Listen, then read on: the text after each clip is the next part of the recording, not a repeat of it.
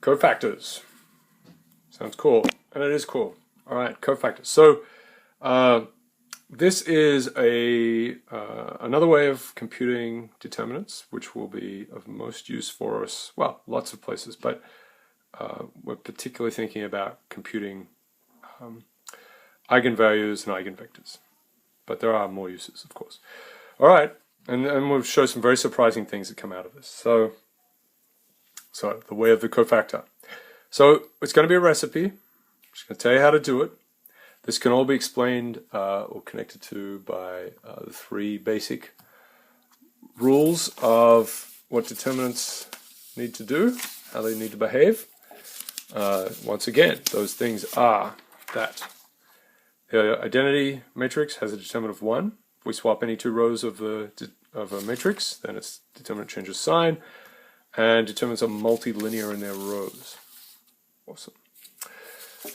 Everyone is thrilled by that, I know. Okay, so yes, this is actually a card table. Welcome back to the Matrixology card table.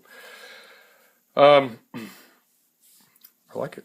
Yeah, so let's see. So that's going to be a big thing, right? So we want a really clean way to find determinants because the eigenvalue problem is a bit nasty.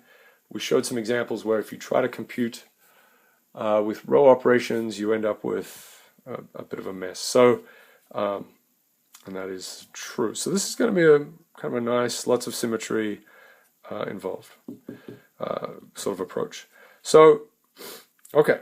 So row operations were really crucial in showing all those results that we found for determinants, right? The determinant of the product of two matrices, the product of the determinant of A is the same as the determinant of U plus or minus. It's a product of and the product of the pivots. Determinant of an inverse is the inverse of the determinant. All sorts of good things, right? So they came out of using row operations and understanding that they followed that they were things we could use based on the first three rules of determinants. All right. So here's the story for determinants in general. So if you've got an n by n matrix and you're trying to find its determinant, it can be seen as a sum of n minus 1 by n minus 1 determinants. So if you have a 3 by 3, it's a sum of 3 2 by 2 determinants. If you have a 7 by 7, it's a sum of 7 6 by 6 determinants. And so it's recursive.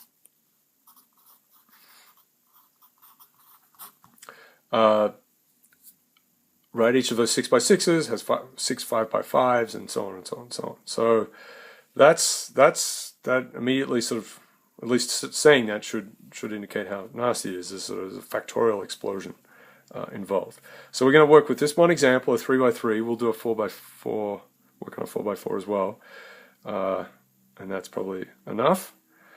Okay, so yes. So this little beast here, 111,032, 212, it's an innocuous looking thing, but we want to find what's the volume of the parallelepiped that these three vectors generate. Right? What's its determinant? So we're going to define a bunch of things here, work through it, and give you a procedure. So this is an Mij, it's the n minus 1 by n minus 1 matrix, formed by deleting the ith row in the jth column, right? So there's I, j of A. I've got some examples here, but let's just quickly, so if we take out the first row, that will be I equals 1, and say the first column, that's j equals 1, we're left with these for this little 2 by 2 matrix.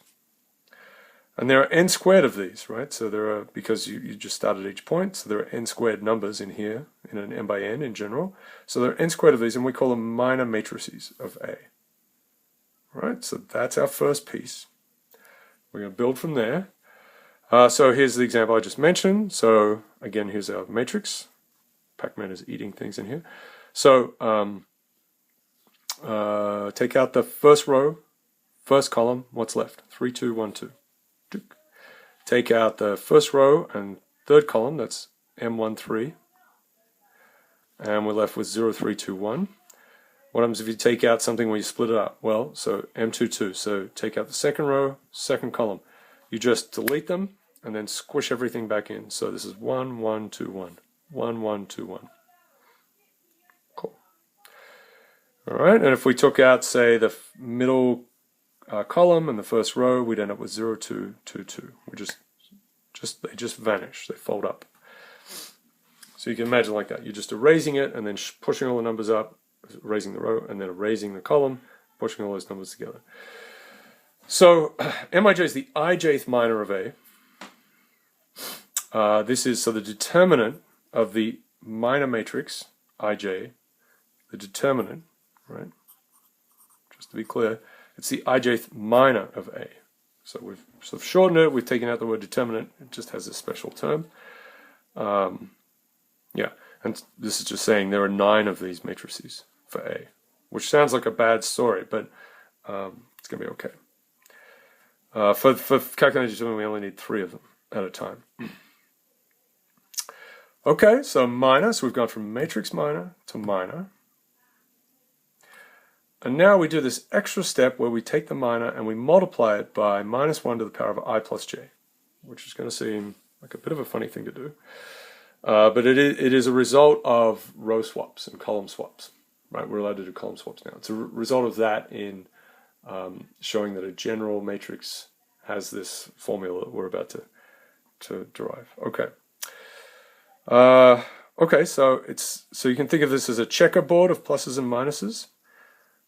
Right, so I plus j is even when that's even, so 1 and 1, 1 plus 1, that's here, we get an even number. When it's odd, we get -1. So that means we end up with a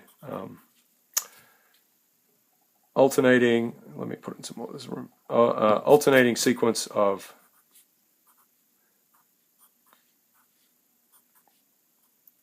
I really like a card table, it's great. All right, yeah, an alternating pattern of plus and minus checkerboard, if you like. All right, okay, and we're going to call this thing the cofactor of A, and that's really the big deal. So these are some good names to have, and that's how we build it. Minor matrix, minor is the determinant of the minor matrix, cofactor is the business. All right, so it's just the same as this minor, determinant of the minor matrix, with this extra switch, which, as I said, counts for row flips, column flips. All right, good.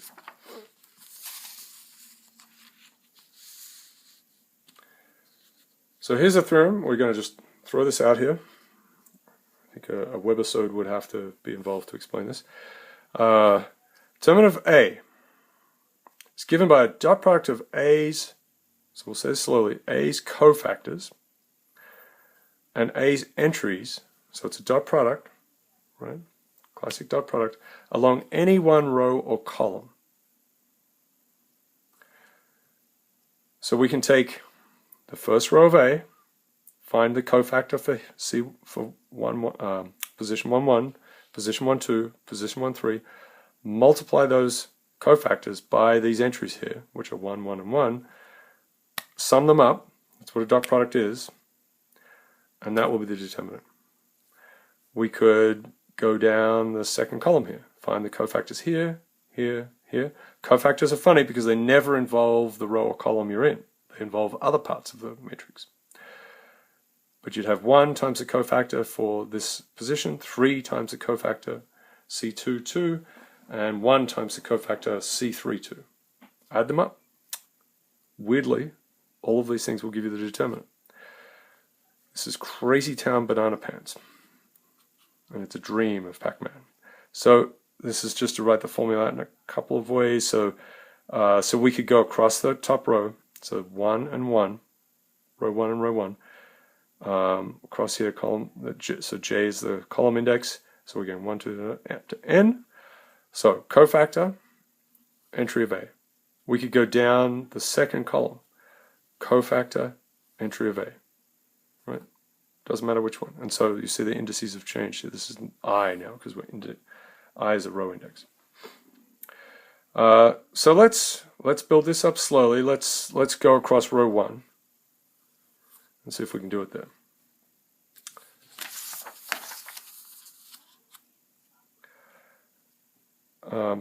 Okay. Minor matrix 1, 1. It's 3, 2, 1, 2. Right? We're wiping out this row, this column. Minor matrix 1, 2. We're wiping out first row again, second column, so it's 0, 2, 2, 2, 0, 2, 2, 2. Then we are wiping out the last column, first row, 0, 3, 2, 1. It's this business here, 0, 3, 2, 1. All right, so now we've got them. Take the determinants. We know what they are for 2 by 2s. We'll come back to 2 by 2 determinants in a little bit. So 3 times 2, minus 2 times 1. So 6 minus 2 is 4. 0 times 2 minus 4. 0 times, so it's minus 4. And 0 times 1 minus 3 times 2, minus 6. And then, so that's the minor matrix, minor cofactor. So cofactor, we just take this number, multiply it by minus 1 to the appropriate power. Here it's 1 plus 1, here it's 1 plus 2, here it's 1 plus 3. So the only one that has a minus sign is the middle one, right? So minus signs are associated with this number, this number, this number, and this number for 3 by 3.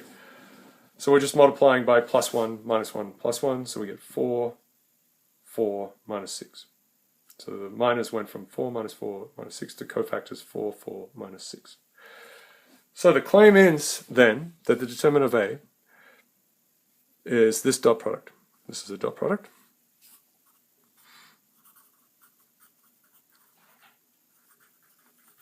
Right? It's C11 times A11, C12 times A12, C13 times A13. So if you like, it's the cofactor associated with the first row and the entries of A along the first row. So let's put them in. So it's all of the A's are 1 across here, 1, 1, 1, and 4, 4, minus 6. So 1, 1, 1, and 4, 4, minus 6. So we've got 8 minus 6, 2. So there's our determinant. All right? Good? Good. And that's what we found from before. Let's go back to this one. This is a previous installment.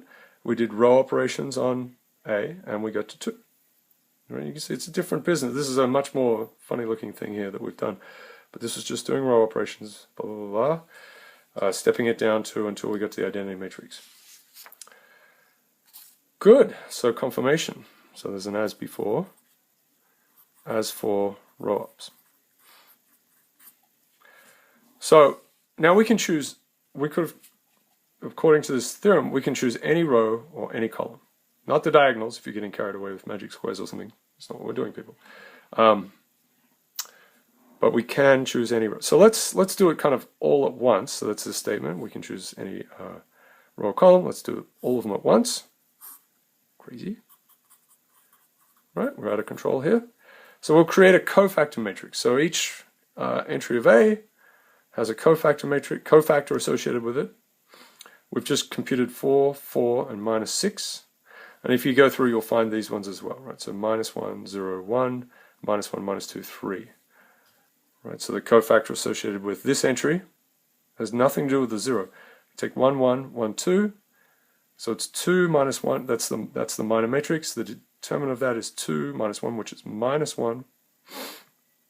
Sorry, it's 2 minus 1, which is plus 1. And then we need the power, which in this case will be like this. It'll be a minus sign, so we end up with a minus 1.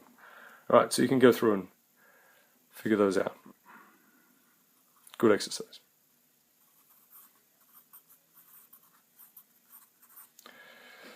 You know, you'd love to do that. So that's a very good thing to do, very healthy. All right. Now let's do a funny thing that we normally don't do with multiplying matrices together.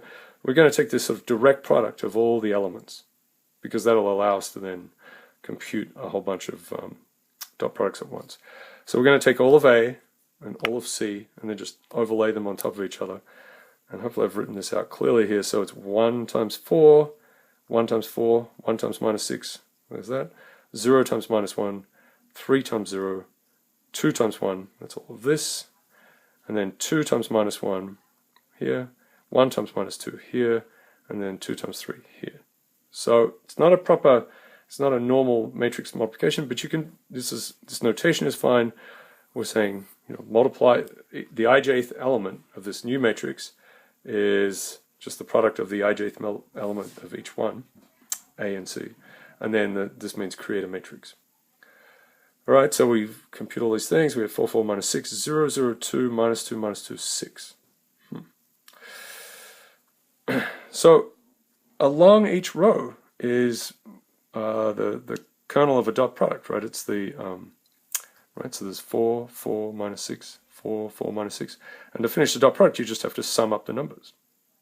So let's sum them up. 4, 4, minus 6. So this is going along the top row to 2, which we already found, right, as above. Let's now do something where we would be effectively going along the middle row here. We'd get the inner product of 0, 3, 2 with minus 1, 0, minus 1. So we get that. Sum that up. The dot product, if you like, 0, 0, 2, 2. Let's do the bottom row. So minus 2 plus 6, 2. And we can do by columns. 4 plus 0 minus 2, 2. 4 plus 0 minus 2, 2. These cancel, 2. That is inconceivable. All right, I'm giving you a method. We'll talk about it in another time as to why this works.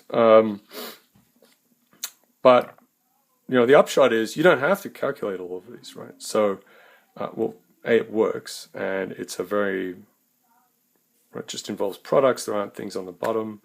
There aren't horrible denominators to deal with. And you can choose. So if there's a really nice looking row here, and I'll give you a reason, or column, I'll give you a reason for that on the next page. You can choose the best one. All right, so this is the easiest one, if you like. So rather surprising. The determinant is definitely 2. All right, so this cofactor method enables us to do very sneaky things, and we can save ourselves a lot of labor by choosing a row or column of A that has a lot of zeros in it. It's really just about the zeros. Excellent sneakiness. So this would be the best choice because it's 1 here, 0, 0. So if we go back to our calculation, here it is, good. If we go back to our calculation that was based on the first row, if this was a 0 and this was a 0, we don't even have to calculate the cofactors. So what we want to do is avoid, right? So there's no need to compute cofactors associated with zeros in A, right? So we're avoid trauma. Right, we're just de-stressing ourselves a little bit here. The best choice is this. So 0 times, it doesn't matter what the cofactors are. We're just going to leave them out. So it's 1 times the cofactor associated with this entry. That's the determinant. So 1, here's the cofactor. It's minus 1, 1 plus 1. Determinant of the minor matrix, 2, 3, minus 1, 1. So it's 6. This is where people go wrong a lot, by the way. So it's 6 minus 1. It's easy to just subtract that. So that's a 7. So 6 plus 1. 1, 1, that's a plus 1, 7. Good. This one, we would choose, this example, we would choose the third column. It's got 2 zeros in it. So that's our best one. So we get a 2 for the entry here, and then we have to multiply by the cofactor associated with this point, which is row 2, column 3. So it's minus 1, 2 plus 3. That's our I plus j. This is cofactor 2, 3. So when we erase this column, this row, we end up with 2, 7, minus 1, 4. 2, 7, minus 1, 4. That's our minor matrix. Take its determinant, 8 plus 7. So that's a 15. And the minus sign is there, so it's 2, so it's minus 30. Okay.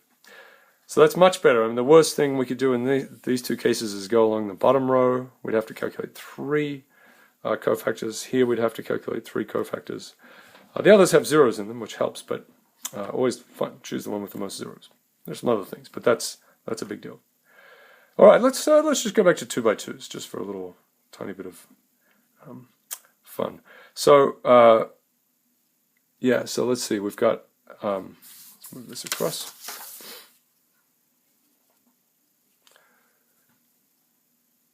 yeah, A11, A22, A12, A21. So we're going to go along the top row here. That's what we'll choose.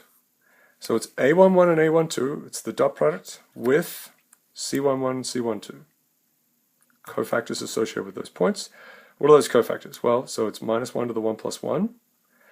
And if you cross out this row and this column, you're just left with A22. Determinant of a 1 by 1 is just that number. And over here we have A12. We cross out its row and its column. And we end up with A21. And there's a minus 1, 1 plus 2. So when everything gets cleaned up, we get this, that's just a plus 1. This is a minus 1. So it's A11, A22, minus A12, A21. So that is as we had before, right? So determinant of A, B, C, D is AD minus BC. Cool. So that's very nice. Very nice. So we didn't need to even know the determinant for a 2 by 2. We just needed to know the determinant for a 1 by 1. I know. It's great. So exciting. All right, let's do one more example. We'll do it for a 4 by 4, and we'll use more of the sneakiness.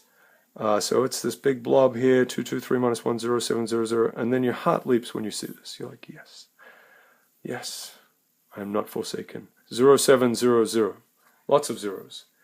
You have a cunning plan. The other thing is that you might do one row operation as well. You can do that as well. You might find a big determinant, and you can see that adding one row to another or something might, here and there, just a few simple ones might create a whole bunch of zeros. So you can do a mixture, a blend of these things. And again, it could be columns. So this is a pretty good column, but this is a grand one. So we end up with, doesn't matter what these cofactors are, because they're going to be multiplied by 0, so we just need 7 times its cofactor. And its cofactor is minus 1, 2 plus 2, right? Row 2, column 2. And what's left when we get rid of this row and this column? 2, 3, minus 1, and then minus 1, 1, 0, and 0, 0, 3. So now we've got a 3 by 3, which in principle could be full of numbers and bad, but gloriously we have zeros again here. There's a 0 here, but this is the best row, or the best row or column. So we'll choose that one. This is just plus 1, so we'll just let that go. 7 is at the front. So it's going to be 3 times the cofactor associated with this point. And now we're in this 3 by 3. We've forgotten about our 4 by 4, right? So all references are now to this matrix. It's a 3 by 3. It's in the third row, third column. So we get minus 1 to the 3 plus 3. Again, that's a plus 1. And if we wipe out this column, this row, we end up with 2, 3, minus 1, 1. Yep, yep, yep. Determinant of that is 2 plus 4. Sorry, 2 plus 3, which is 5. I think that's something else.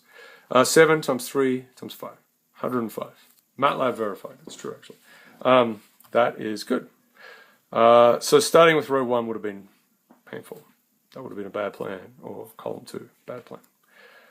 All right, so you can see there are actually lots of puzzles built around determinants as well. I'm sure you would love to play with it. They are actually quite magnificent. All right, so cofactor method. This is how we do it. Let's go back. All right, minor matrices, minus, right, that's what you get when you wipe out row I, column J. The minor is the determinant associated with that matrix. The cofactor is simply that minor with this checkerboard minus 1, plus 1 factor. And then we get to this rather odd thing that it is, the determinant is given by the product of the dot product or the inner product of a row of A and the same row of the cofactor matrix, or a column of A and the same column of the cofactor matrix. We did this little calculation where we essentially sort of overlaid them and showed that all, because there are 6 of these in general, there are 2n ways to attack it, right? So there are n columns, n rows. All of them gave the same determinant. Pretty spectacular. That gives us some shortcuts if we find zeros. And it also helps us, we even see that it works for 2 by 2. So that's the plan, yeah. So shortcuts when you have lots of zeros If you need to do one step to make lots of zeros, or a couple, then you should do that as well, because row operations remain a tool that you have. All right, so that is how we compute cofactors, and how we compute determinants based on these strange beasts. So the next thing to look at will be Cramer's rule, and how that's a very odd thing, and how that gives you a solution to AX equals B and a formula for the inverse of A. All right.